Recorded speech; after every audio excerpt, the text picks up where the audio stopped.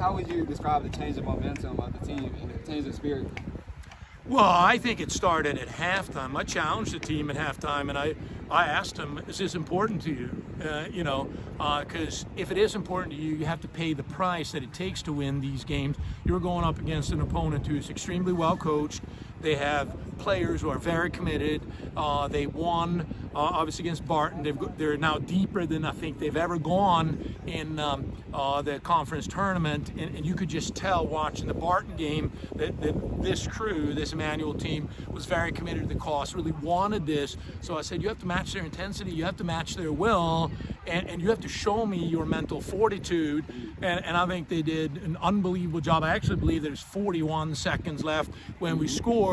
And then going into overtime, obviously this is a little bit different because in years past it was 2 10-minute golden goals. That's a little bit more nerve-wracking because a mistake can cost you the game early on, right? So it was a little bit different.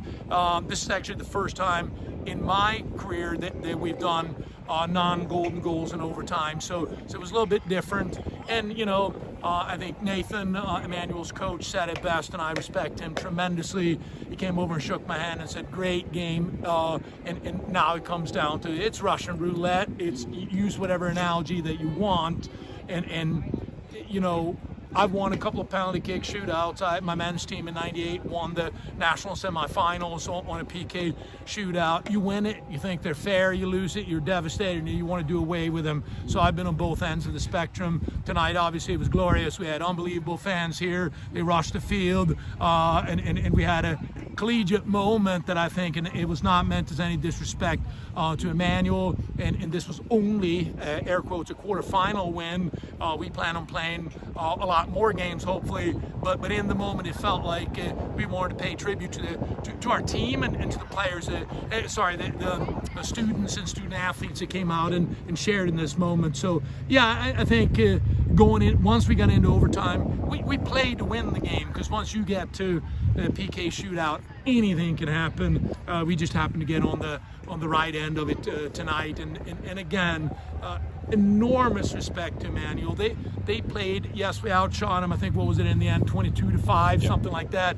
But they battled. They had kids go down with injuries. They hung in there. The keeper made some incredible saves. I mean, they just played an excellent game, and unfortunately for them, they came up short in a PK shootout. I'm obviously thankful, excited, elated that we won, but I ache for them too, because I have been on that side, and to lose in a penalty kick shootout and to end your season in a PK shootout is tough. So I want to make sure that I'm crystal clear. I have tremendous respect for the shift that some of those players put in tonight out there for Emmanuel. They have a good team. They have a great coaching staff, and they're going to be a contender in this league going forward, no doubt. Thank you. Thank you. All right, here with head coach Lars Andersson after the quarterfinal win. Talk a little bit about how you think the girls reacted from that roller coaster of emotions throughout the game. How did they bounce back? How did they compose themselves in the end and eventually send it to the PK shootout where they got the win? Well, to win with 41 seconds, to send it into overtime, to find the equalizer with 41 seconds left in the second half, I mean, it shows tremendous mental fortitude, and I think these players want to be challenged, and I wasn't happy. Coach Padilla was not happy at halftime, and we quite frankly challenged them. Do you want to win this game? This is important to you, and I think that responds to stay with the game plan, to stay composed and score. I mean, to actually finish with 41 seconds. With 41 seconds left, you miss that shot, it goes wide. The keeper takes 25 seconds off the clock just going to get the ball. She takes a goal kick. You win the 50-50 and game's over with. So to finish there just is incredible. And then, like I said, getting into the PK shootout, I'm really into the statistics of soccer, and I know that if you miss an opportunity, which we did on the fifth kick, to win the game, your win percentage drops tremendously, because it is just such a psychological blow. So we missed the fifth kick, which gave us an opportunity to win the game, and then our keeper comes up with back-to-back saves. She saved their 5th kick, she saved their 6th kick, and then we send Naomi out there, and she actually changed the way she normally takes her penalty to do that under that kind of pressure. I love these kids. I'm so proud of them. I'm just going to go home and sleep on this, wake up tomorrow morning with a big smile on my face and get back to work on Monday. So will the players, so will Coach Padilla. And I just want to real quick say thank you to all the parents, siblings, students, all the student athletes. I don't know how many of our wrestlers that we had out here, and they show up in numbers, and they show up strong, and they show out. I think this is the 4th or 5th game that they've come to. I hope to return the favor. I know some of my players went to the black and gold wrestling match, but we're going to show up in numbers for them when their season rolls around. Love those guys.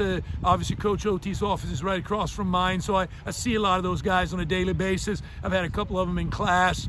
I mean, what a fun bunch, what a great bunch, and I want them to know we really appreciate it. They're right here in my heart tonight. Yeah, well, let's talk about that Ashley Harris goal with 40 seconds remaining. To have a transfer come on and work her way into the 18, the do-it-yourself kind of mentality with that time remaining and the composure to finish that. What was the reaction on the bench, and what was everybody feeling after that goal? Well, I think personally, I nearly blacked out, so I don't know what the reaction was. No, but, to me, it was elation, obviously. And I'm not going to say I knew it was coming, but with 5 minutes left in the game, I still felt pretty confident that we were going to find a way, because I've seen the resilience in these kids, but sometimes the ball bounces funny. I felt the same way when we played Francis Marion in the regular season, and we outshot him 35-4 and came away with a 1-1 draw. So to not have that ghost in your head and be able to overcome it this time and send it in overtime and eventually win it in PKs. Again, it's hard for me to express how proud I am of the players, how proud I am of all the people, our athletic training staff, our strength and conditioning staff, our coaching staff, and all of us that are on the bench. This is important to us. We invest a lot of time in this, and we have a great passion for the greatest game of the world, the game of football. And tonight was a night I'll remember for forever, and I know they will too. But Monday we got to get back to work. We talked about it a little bit on the broadcast, but to put the final touches on this homecoming weekend where you had volleyball upset someone this morning, football win at home, swimming upset one of the top teams in the country in D2, and to win at home in the way you did, what does that say about your team and about this school as a whole? Well, I just think we have tremendous leadership with our Chancellor, Dr. Cummings, and First Lady Rebecca. They just lead this school in a way that it's so easy to get behind. They're brilliant people. They're passionate about this school, and they make the rest of us feel the same way about this school. I've been here 22 years. I love this place. I bleed black and gold. And we have an athletics director, Mr. Christie, Dick Christie, who's falls in that same category. He was here with his wife, and they support our team. And we have a sports information program. We have a game day operations crew. I mean, we just have an amazing team. We never forget that when we win, and I think you saw it tonight, we thanked our game day operations gentleman, Frank James. There's a team behind a team.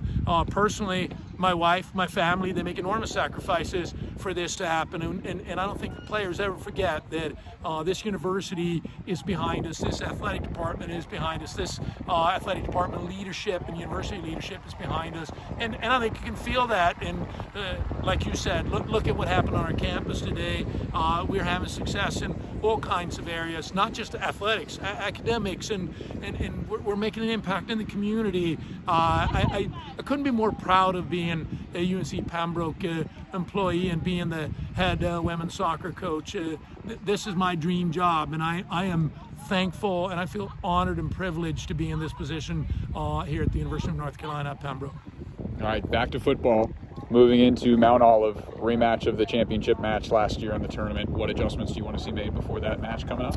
Well, I'm going to take a look at the tape, obviously, of their last match. I have looked at the goals, and they're in a tough spot. They're in the spot that we were last year, in the sense that you haven't played a game in 13 days by the time Friday rolls around. Now, if you're banged up, that's a great spot to be in. You're rested, and we had to play one more game, but I like to think glass is half full. We got a good little run through today, and we're excited about playing a very, very good Mount Olive team that beat us in the regular season last year. Obviously, we beat them in the finals. They beat us again in the regular season this year. We are getting healthy. We have some players back that and I don't want to take anything away from their win in the regular season. It was well deserved. But we're excited about the opportunity. We're excited about the challenge, and we know it'll be a great game. They're a great team. They're well coached, and they have outstanding players. So we look forward to the challenge. All right. Thanks, Lars. Congratulations. Thank you, Zach. Appreciate it.